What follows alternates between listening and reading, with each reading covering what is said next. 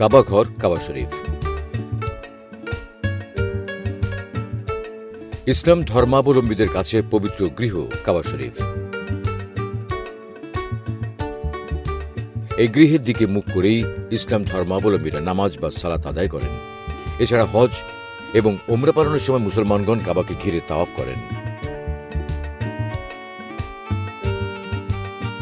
এটি সৌদি আরবের মক্কা নগরীতে মসজিদ আল হারাম নামক মসজিদের মাঝখানে অবস্থিত। এর ভৌগোলিক অবস্থান 21.42 ডিগ্রি দক্ষিণ এবং 39.82 ডিগ্রি পূর্ব। এর আকার প্রায় ঘন। আরবি শব্দ আল কাবা অর্থ ঘন। এই শব্দ থেকে কাবা এই নামটি গৃহীত হয়েছে। একটি নিকটবর্তী পাহাড় থেকে আহরিত গ্রানাইট পাথর দ্বারা নির্মিত। এর ভিত্তিভূমি মার্বেল পাথরের তৈরি। এর অভ্যন্তরভাগের মেঝে মার্বেল পাথর ও চুনা পাথরের তৈরি। দেয়ালের অর্ধেকটা দামি মার্বেল পাথরে মোড়া, আর দেয়ালের উপরিভাগে রয়েছে সবুজ রঙের কাপড়, আর এই কাপড়ে কোরআন শরীফ লিপিবদ্ধ রয়েছে। কাবা শরীফের উচ্চতা পূর্ব দিক থেকে 14 মিটার, পশ্চিম ও দক্ষিণ দিক থেকে 12.11 মিটার এবং উত্তর দিক থেকে 11.28 মিটার। এর সিলিংকে 3টি কাঠের পিলার ধরে রেখেছে। প্রতিটি পিলারের ব্যাস 44 সেন্টিমিটার। এর ভেতরের দেয়ালগুলো সবুজ ভেলভেটের পর্দা দিয়ে আবৃত। এই পর্দাগুলো প্রতি 3 বছর পর পর পরিবর্তন করা হয়। এর ছাদে 127 সেন্টিমিটার লম্বা ও 104 সেন্টিমিটার প্রস্থের একটি ভেন্টিলেটর রয়েছে, যেটি দিয়ে সূর্যের আলো ভেতরে প্রবেশ করে। এটি একটি কাঁচ দিয়ে ঢাকা থাকে।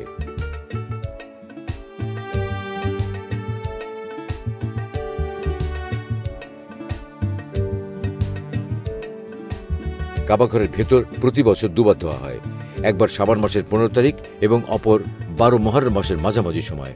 এই সময় মেঝে এবং দেয়াল গোলাপ ও আতর মিশ্রিত জমজমের পানি দিয়ে ধোয়া হয়। ধোয়ার পরে মেঝে এবং দেয়াল সাদা কাপড় দিয়ে মোছা হয়। এরপর দেয়ালগুলোকে আতর দিয়ে সুগন্ধি করা হয়। কাবা শরীফের কালো কাপড়ের আবরণটিকে বলা হয় কিশওয়া। এটি প্রতি বছর 9 জিলহজ পরিবর্তন করা হয়।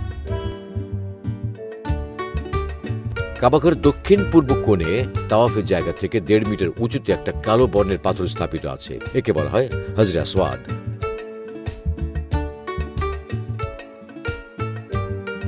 কাবাঘরের পাশে অবস্থিত একটি বর্গাকৃতির পাথর রয়েছে, আর এই পাথরটির নাম মাকামে ইব্রাহিম। এর আবিধানিক অর্থ হল পাথর। মুসলমানদের কাছে এটি অতি মূল্যবান ও পবিত্র পাথর হিসেবে স্বীকৃত।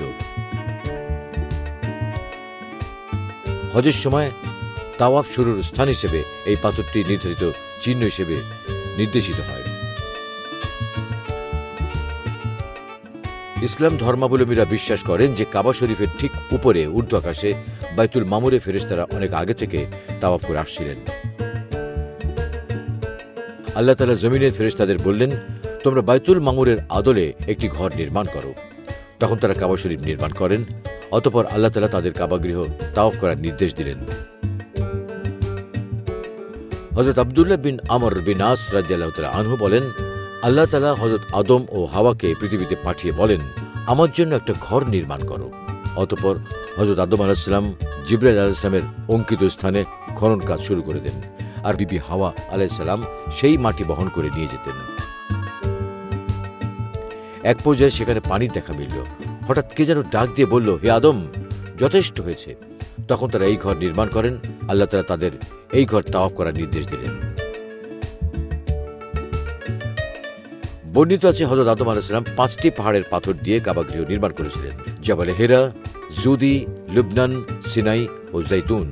আরও বর্ণিত আছে ফেরেশতারা এই পাথরগুলো সংগ্রহ করে দিতেন।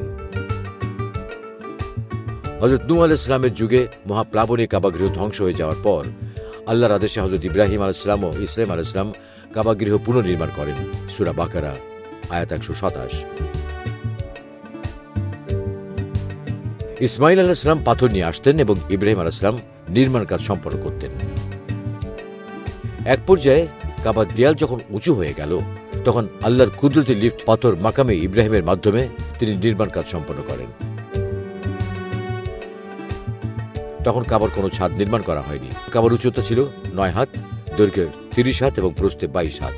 ইতিহাস থেকে জানা যায় সেই নির্মাণের স্থায়িত্ব ছিল প্রায় 4000 বছর। খোয়াজা গোত্রের পতনের পর মক্কার শাসনভার গ্রহণ করেন কুরাইশ বংশের প্রতিষ্ঠাতা কুসাই বিন কিলাব। কুরাইশরা 500 খ্রিস্টাব্দ থেকে 631 খ্রিস্টাব্দে মক্কা বিজয় পর্যন্ত মক্কার শাসন ও কাবা রক্ষণাবেক্ষণ করে। তিনি তাওয়াফের জন্য কাবার আঙিনা চিত্রিত করেন, যা আজও বিদ্যমান। তিনি কাবার ছায়ায় দারুন নদওয়া বা পরামর্শ সভা প্রতিষ্ঠা করেন। তার শাসন আমলে কাবায় চূড়ান্ত রূপে মূর্তি পূজা শুরু হয়। 570 খ্রিস্টাব্দে মক্কার শাসক হলেন আব্দুল মুত্তালিব। তিনি প্রথম কাবায় স্বর্ণখচিত লৌহ দরজা নির্মাণ করেন। তার শাসন আমলে ইয়েমেনের বাদশাহ আব্রাহা সানায় প্রতিষ্ঠিত উলাইস গির্জাকে শ্রেষ্ঠ প্রমাণের জন্য কাবা থেকে হজ স্থানান্তরের উদ্দেশ্যে কাবা ধ্বংস করার পরিকল্পনা করে বিরাট হস্তি বাহিনী পাঠায়। আল্লাহ তাআলা তার সমুচিত জবাবও দিয়ে দেন, যা পবিত্র কোরআনের সূরা ফিলে বিবৃতি হয়েছে। রাসূল পাক সাল্লাল্লাহু আলাইহি ওয়াসাল্লামের বয়স যখন 35 বছর, তখন এক মহিলা কাবাগৃহে আগুন লাগিয়ে দেয়। এরপর বন্যার কারণে কাবার গিলাফ ও দেয়াল ধ্বংস হয়ে যায়। তখন সবার সম্মতিক্রমে কাবাগৃহ পুনর্নির্মাণের সিদ্ধান্ত হয়। এই নির্মাণের অন্যতম বৈশিষ্ট্য হল কুরাইশরা কাবার উচ্চতা আরও 9 হাত বৃদ্ধি করে মোট 18 হাত অর্থাৎ 432 সেন্টিমিটার নির্মাণ করেন, এবং তারাই প্রথম কাবার পূর্ণ ছাদ নির্মাণ করেন। আর কাবার পশ্চিম দরজা একেবারে বন্ধ করে দেওয়া হয় এবং পূর্ব দিকের দরজাটি একটু উঁচু করে দেওয়া হয়, যাতে অন্য কেউ প্রবেশ করতে না পারে। পুরো নির্মাণ কাজ বৈধ অর্থে পরিচালিত হলেও অর্থ কষ্টে তারা উত্তর দিকে চিহ্ন রেখে 7 হাত অর্থাৎ 3 মিটার বাদ দিয়ে দেন। এছাড়া তারা পানি নির্গমনের জন্য মিজাব বা নালা তৈরি করেন। ইয়াজিদ বিন মুআবিয়া রাহমাতুল্লাহি আলাইহির শাসন আমলে হযরত বিন ইউসুফের মিনজানিক হামলার কারণে কাবা শরীফ পুড়ে বিধ্বস্ত হয়ে যায়। ফলে তা পুনর্নির্মাণের তীব্র প্রয়োজনীয়তা দেখা দেয়। কুরাইশদের বাদ দেওয়া হাতিমকে তিনি কাবার সঙ্গে সংযুক্ত করে দেন। কাবাকে তিনি পুরো ইব্রাহিমী কাঠামোতে ফিরিয়ে নিয়ে যান। গমন বহির্গমনের সুবিধার্থে তিনি মতাফের সঙ্গে মিশিয়ে 2টি দরজা নির্মাণ করে সর্বসাধারণের জন্য অবমুক্ত করে দেন। ছাদের ভারসাম্য রক্ষার্থে তিনি কাবার অভ্যন্তরে 3টি কাঠের স্তম্ভ স্থাপন করেন এবং কাবার উচ্চতা আরও 10 হাত বৃদ্ধি করে দেন। ইবনে আসিরের বর্ণনা মতে এই ঘটনা ছিল 65 হিজরিতে। 74 হিজরিতে আব্দুল মালিক বিন মারওয়ানের শাসন আমলে হাজ্জাজ বিন ইউসুফ এক রক্তক্ষয়ী যুদ্ধে আব্দুল্লাহ বিন জুবাইর রাহমাতুল্লাহি আলাইহিকে শহীদ করেন। ইবনে জুবাইরের কাবা নির্মাণকে হাজ্জাজ আত্মচিন্তা প্রসূত জ্ঞান করে কাবাকে কুরাইশি কাঠামোতে ফিরিয়ে নিতে উৎসাহিত হন। ইবনে মারওয়ানের সম্মতিক্রমে তিনি ইবনে জুবাইরের স্মৃতিচিহ্নকে ধুলায় ধূসরিত করে দেন। তিনি ইব্রাহিমী কাঠামো পরিবর্তন করে কাবাকে কুরাইশি পুনর্নির্মাণ করেন। পরবর্তী সময়ে হযরত আয়েশা রাদিয়াল্লাহু তাআলা আনহার হাদিস শুনে ইবনে মারওয়ান খুবই অনুতপ্ত হয়েছেন বলে জানা যায়। এরপর বাদশাহ হারুন রশিদ কাবাকে ইবনে জুবাইরের আদলে নির্মাণ করতে চাইলে ফিতনার আশঙ্কায় তৎকালীন আলেম সমাজ, বিশেষত ইমাম মালিক রাহমাতুল্লাহি আলাইহি তা নিষিদ্ধ ঘোষণা করেন। এরপর থেকে নির্মাণের পরিবর্তে কাবা শরীফের সংস্কার কাজ অদ্যাবধি অব্যাহত রয়েছে।